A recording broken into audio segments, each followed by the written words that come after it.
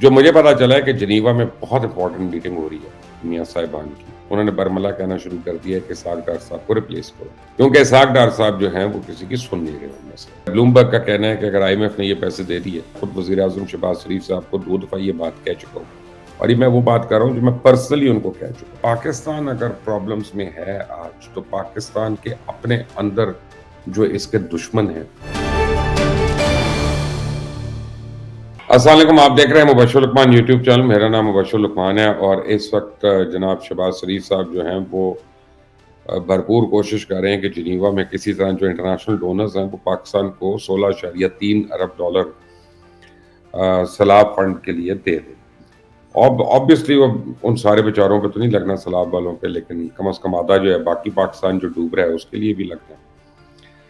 اور اس میں 2 قسم کے خدشات پائے جاتے ہیں۔ شیریں مزاری تو خیر ان سے کبھی میں نے کوئی اچھی خبر نہیں سنی، لیکن شیریں مزاری یہ کہہ رہی ہیں کہ جی یہ تو چھوٹے کانفرنس روم میں کیا گیا، مین ہال بھی نہیں ہے، تھوڑے سے چمپو بیٹھے ہوئے وہاں پہ۔ خیر وہ میں نے تو فہد حسین کی تصویر دیکھی ہے، اور اس کے ساتھ اور کچھ پاکستانی ہے وہاں پہ، ٹھیک ہے۔ وہ شیریں مزاری صاحب بات یہ ہے کہ کانفرنس روم چھوٹا ہو یا ہوٹل روم ہو یا لابی میں کہیں پہ میٹنگ ہو رہی ہے، اس سے فرق نہیں پڑتا۔ فرق یہ پڑتا ہے کہ آگے کمٹمنٹ کیا ہو رہی ہے۔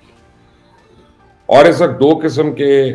شکوک و شبہات ہیں، اور یہ شام تک، آج رات تک صورتحال جو ہے وہ مکمل طور پہ واضح ہوگی ہمارے لیے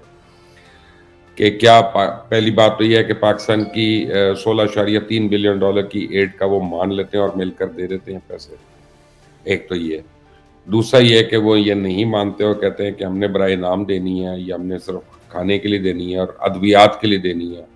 اور وہ $1-2 بلین جو ہے اس کو کمٹ کر دیتے ہیں over a period of time.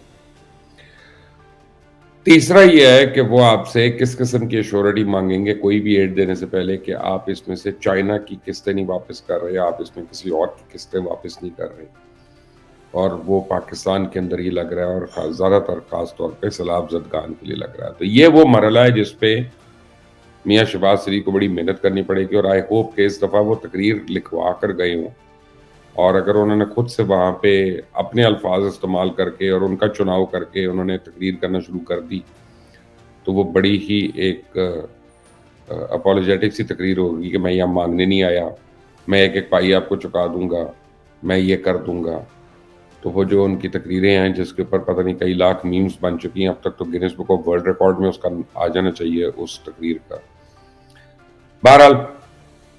obviously is not a great orator، اور وہ ہمیں پتہ ہے، لیکن یہ ہے کہ یہ ایک بڑا ٹیکنیکل ایشو ہے۔ میاں شہباز شریف تو وہاں پہ ہیں، لیکن میاں نواز شریف اور مریم نواز صاحبہ پہلے سے وہاں کہا جاتا ہے کہ وہ آپریشن کے لیے۔ اب یہ کس قسم کا آپریشن ہے، کس قسم کی سرجری ہے؟ کہ لنڈن کا بھی اسپتال جو ہے وہ اب رہ گئے، پہلے پاکستان میں تو کوئی اسپتال اس قابل نہیں تھا کہ علاج کرتا اور سرجری کرتا، لیکن اب لنڈن کے اسپتال بھی ناکارہ ہو چکے ہیں، اور وہ اس قابل نہیں رہے کہ وہ ان میں سے کسی کی سرجری کرے، اور ان کو وہاں سے جنیوا جانا پڑا۔ لیکن نہیں، جو مجھے پتا چلا ہے کہ جنیوا میں بہت امپورٹنٹ میٹنگ ہو رہی ہے میاں صاحبان کی، اور وہ اسحاق ڈار صاحب کے متعلق ہے، کیونکہ نہ صرف اتحادی جماعتیں بلکہ خود پاکستان مسلم لیگ نواز کے اندر لوگ جو ہیں انہوں نے برملا کہنا شروع کر دیا ہے کہ اسحاق ڈار صاحب کو ریپلیس کرو، کیونکہ اسحاق ڈار صاحب جو ہیں وہ کسی کی سن نہیں رہے ان میں سے۔ اور اب پیپلز پارٹی نے تو اوپنلی یہ سوچنا شروع کر دیا، اور ان کے منسٹرز نے یہاں اسلام آباد میں اوپن یہ ڈسکشن کر رہے ہیں کہ یار اگر ہم اگست ستمبر اکتوبر تک ان کے ساتھ چلتے ہیں تو یہ ان کا جو بوجھ ہے مہنگائی کا وہ تو ہمیں بھی لے کے ڈوب جائے گا، کیونکہ ہم جو مرضی کسی کو کہیں کہ جی ہمارا اکانومی سے کوئی تعلق نہیں، کہیں گے آپ تو اس حکومت میں ہیں اور آپ اسی حکومت کا حصہ ہیں، تو جو چیز ہمیں کل کرنی ہے وہ ہم آج کر لینی چاہیے۔ تو میرا خیال ہے کہ اس پہ پیپلز پارٹی نے ابھی تک تو کوئی فیصلہ نہیں کیا،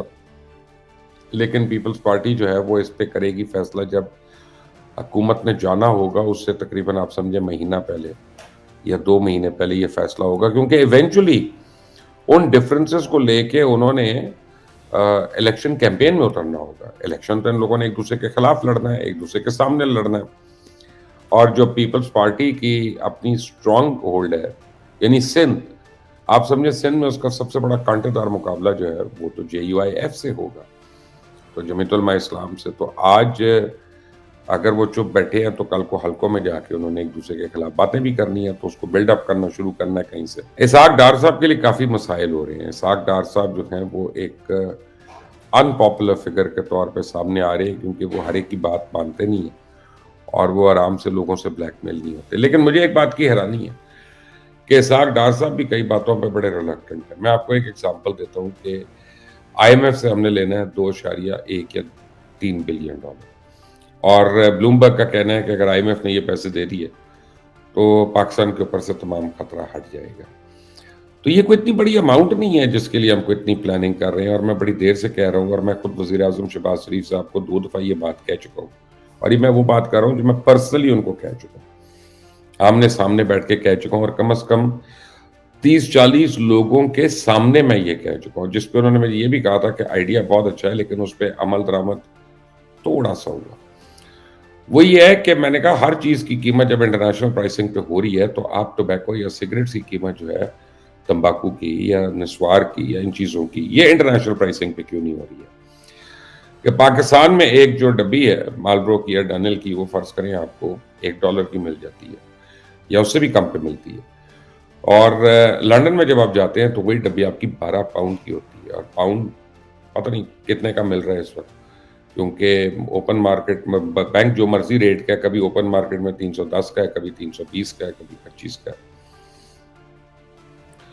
تو اور 50 لاکھ سگریٹ ہمارے روزانہ بکتے ہیں۔ یہ تو وہ ہے جو ریگولر بکتے ہیں، جو انڈر دا ٹیبل بکتے ہیں، جو ٹیکس نہیں دیتے یا ٹیکس چوری کرتے ہیں، وہ اس کے علاوہ ہے۔ تو اگر 50 لاکھ سگریٹ جو ہیں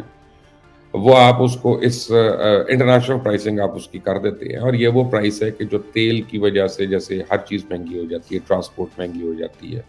خرچہ مہنگا ہو جاتا ہے، بجلی کی وجہ سے لوگوں کا کاروبار جو ہے وہ بند ہونا شروع ہو جاتا ہے، گیس کی وجہ سے لوگوں کو شدید بحران کا شکار ہو جاتے ہیں جب مہنگی ہوتی ہیں یہ چیزیں۔ تو اگر آپ ٹوبیکو پروڈکٹس کو مہنگا کرتے ہیں اور ویپ پروڈکٹس کو مہنگا کرتے ہیں، جو اس حکومت میں کافی کوشش ہو رہی ہے کسی طرح ویپ کو یہ لیگلائز کر دیں، جو کہ کرمنل افیکٹ ہے، جو کرمنل بات ہے پوری، یعنی اس کی سمجھ نہیں آتی ہے مجھے، تو وہ آپ کو کم از کم 4 سے 5 بلین ڈالر سالانہ جو ہے وہ ایکسٹرا مل جائے گا۔ اب میں کوئی ماہر معیشت تو ہوں نہیں، مجھے اتنا تو نہیں پتا، ہو سکتا ہے اس کی سیل ڈراپ ہو جائے، سیل 50% بھی ڈراپ ہو جائے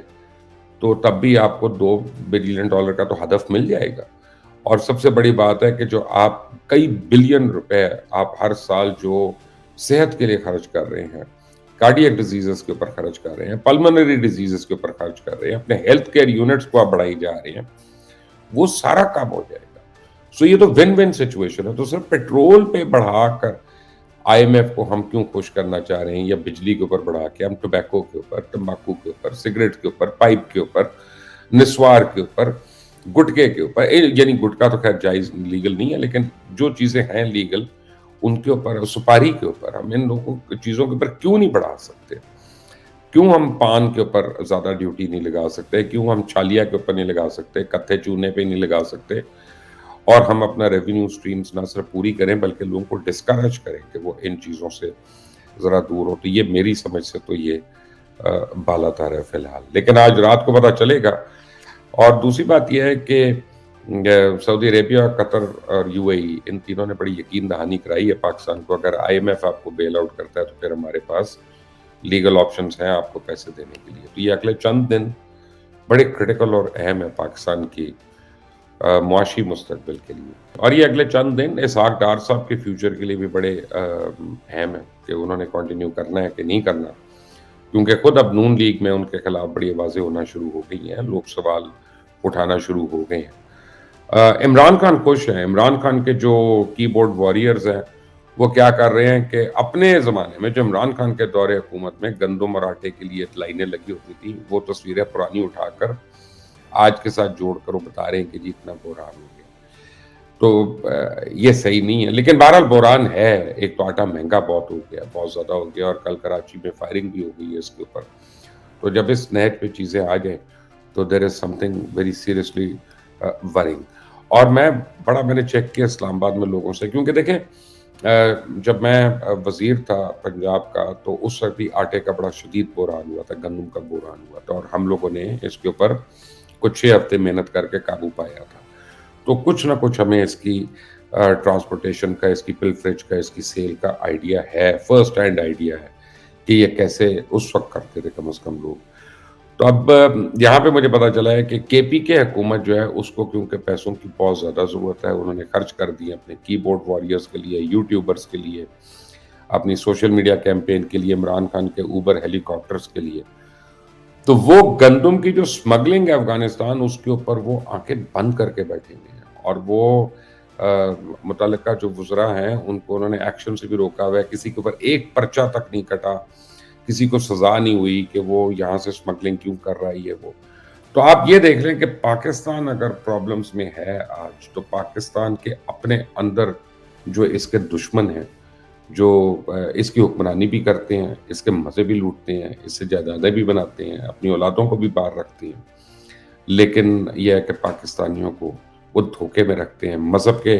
धोखे में रखते हैं, मईशत के धोखे में रखते हैं, अखलाकियात के धोखे में रखते हैं, सियासियात के धोखे में रखते हैं, हर तरह से धोखे में रखते हैं। और ये लोग जो है इस मुल्क के कितने बड़े